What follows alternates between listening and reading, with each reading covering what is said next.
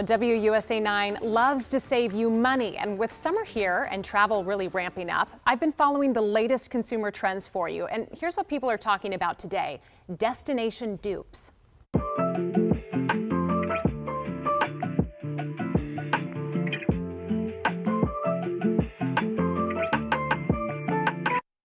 So travelers are looking for less obvious, less crowded alternatives to popular vacation spots.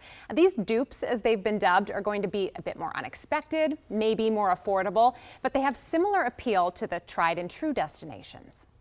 Take Paris, for example. A great alternative for a lot of people on the East Coast might be Montreal in Canada. So it's just a couple-hour flight. You still have the arts and culture. Of course, it's a French-speaking city with an old town. So it's a fantastic dupe for a lot of European destinations. Dupes are really about finding a steal or something that you didn't know you could get, maybe for a better price, or maybe just being a little bit unique.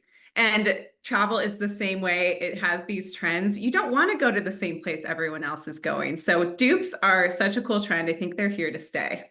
Normally you see things like skincare dupes, but now we're starting to see it extend to things like travel dupes. So here's a starter list for top travel dupes of 2024. Taipei could be a dupe for Seoul. Paros, a dupe for Santorini. Belfast, Ireland, as maybe a dupe for London. Memphis could be a dupe for Nashville. Telluride as a dupe for Iceland. And the logic here really is that these locations are just as trip-worthy as their tried and true doppelgangers. But essentially, you're going to pay less, and hopefully you're going to learn more. What do you think? I love this and I hate it all at the same time. I mean, I love the idea of saving money.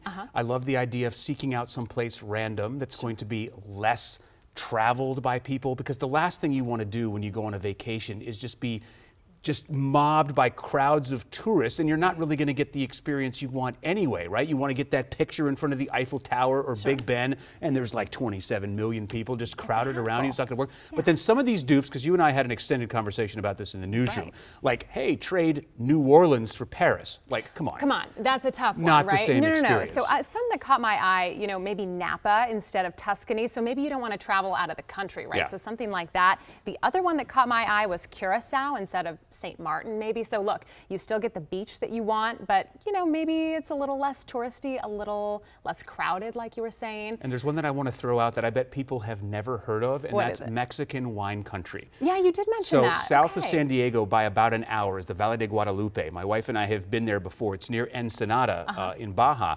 And we had a fantastic experience there. This was years ago, pre-children, so we were able to enjoy ourselves there. But very comparable to Napa, but the price point was a lot lower. And just another random spot, because who's heard of Mexican wine? Right, no, I'm half Mexican and I have not heard of Mexican wine. Look, the main thing that people are saying is 60% of people just want to save money. Yeah. So that is the point of essentially a dupe is, look, you get a good destination, it's not as crowded, and it saves you a few bucks. So, love it. Hey, we like it. Love it. Hope you enjoyed that too.